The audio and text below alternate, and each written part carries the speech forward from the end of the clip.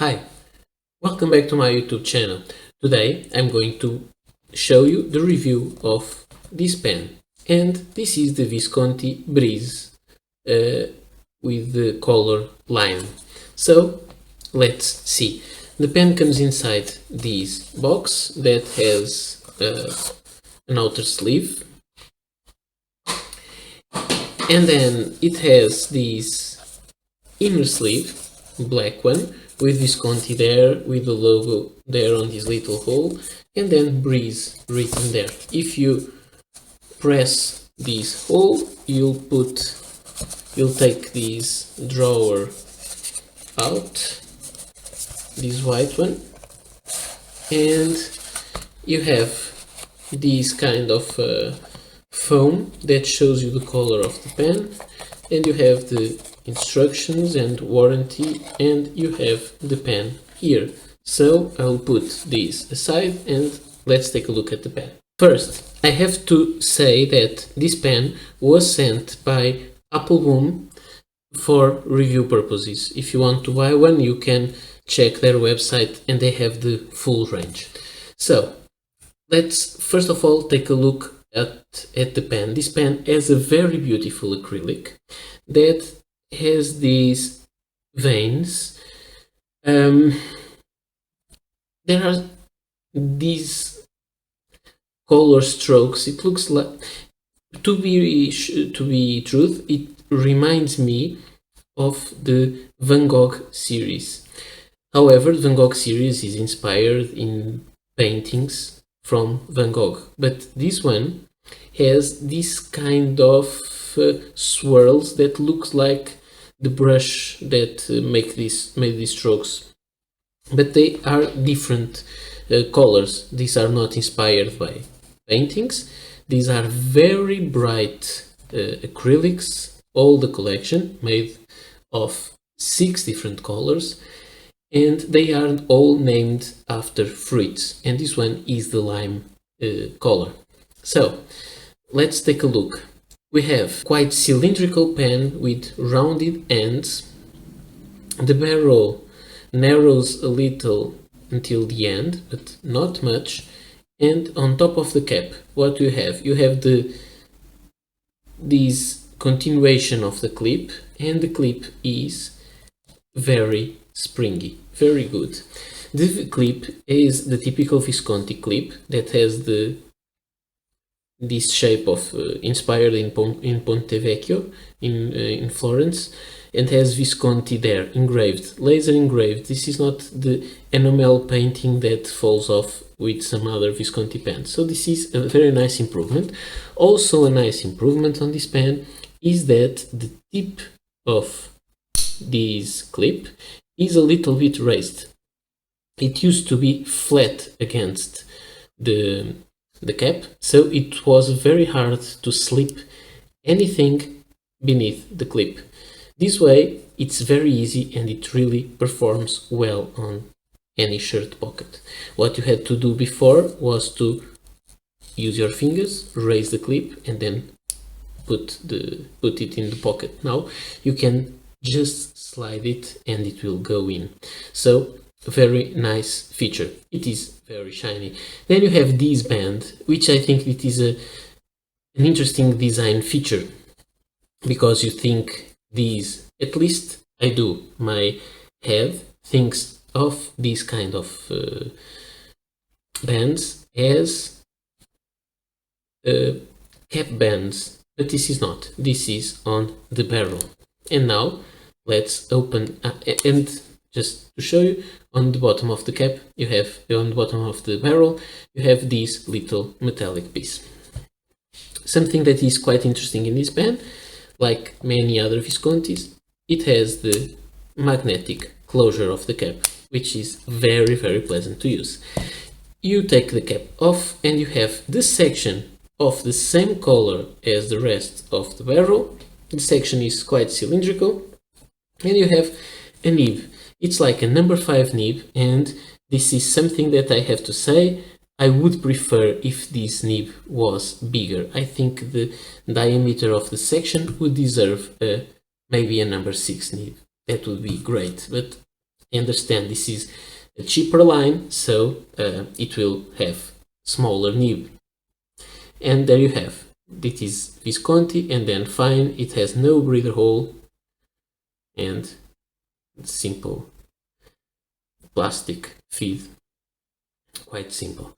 Then you can unscrew the barrel. You have these metallic threads and you have that metallic part on the bottom and the metallic bands, so don't think about eyedropper this pen. And you have this Visconti converter, or it can take international cartridges. The cap band I didn't show you is made of metal and says breeze repeatedly all around. I will change just the lighting a bit, the angle, and try to see if this is better, and I think it is. So this is the pen. What do I have to say more about this pen? It is a cheaper pen for Visconti. However, it is not a cheap pen because it costs 100 euros, and it is 100 euros for a simple pen made of a very beautiful resin, we must say that, but with a small steel nib, and it is just a cartridge converter pen. But I really think this pen is great. Appleboom sent me some pens. Some of them are to be sent back and some others are to make giveaways of them. This is to be sent back, and I'm not sure I will send it back or if I will buy it, because I'm really loving this pen. I think I would prefer the yellow version because I love yellow pens, but this is beautiful and I don't know, I have to think about it. Now, about the color. The color is very bright, very beautiful, very intense, although it is like a bright, a light neon green color. And I have to show you some other pens that have the same kind of color. I don't have many, but I have a few in my collection. If I make some shadow there, I think it's easier because the light is quite strong here. Maybe it's easier for me to show you the real color of this pen. Very beautiful. So I will show some pens that I think they're comparable. One is also a recent release. This is from Kaweco, and this is the Kaweco Fine Lime, so also called lime, but Kaweco is a little lighter color. Then we have the Lamy Safari Neon Lime, which was a limited edition from a special edition from a few years ago. I can't remember exactly now when it was released. And we also have a Parker 15, also with that kind of color. Some don't look that much because of the lighting, and this is a Hero 616 Plus. So very different pens, and let me make some shade here, and you see they all have this kind of color, which is, I think it is very, very nice. Now let's take a look at the pens, at this pen specifically, to more details of it. So first, let's see the size of the pen. I will compare with these Lamy. I always compare the pens with Lamy Safari or Lamy All Star, which are the same size, and with a Parker Centennial do Fold. Unfortunately, there is no Centennial do Fold of this color, but I'll show you with this black one. So you see it is a pen of roughly the same size, and when you uncap it, it becomes shorter, as you can see, than all the others. But just compare the size of the nib of the do fold with the nib of the Visconti. Of course, you have to think this is a much more expensive pen, about 400 or 500 almost euros, and this is for 100 euros, so big difference, but very nice pen. By the way, you can also get this pen on Apple Bloom store, and this is a gorgeous pen, but I've talked about it before. So finally, about the comfort in writing. This pen is very comfortable, very well balanced. This ring gives more weight next to the section, which makes it very ergonomical to hold. It is quite wide, the section, which is very nice to hold the pen. There is no big step here, so very comfortable to use. If you want, you may post the pen and use it posted, but I think it becomes too top heavy like that, because it doesn't post very it posts securely but not very deeply, so I prefer to use it and post it. And this is all for the overview. Now let's work on the writing sample.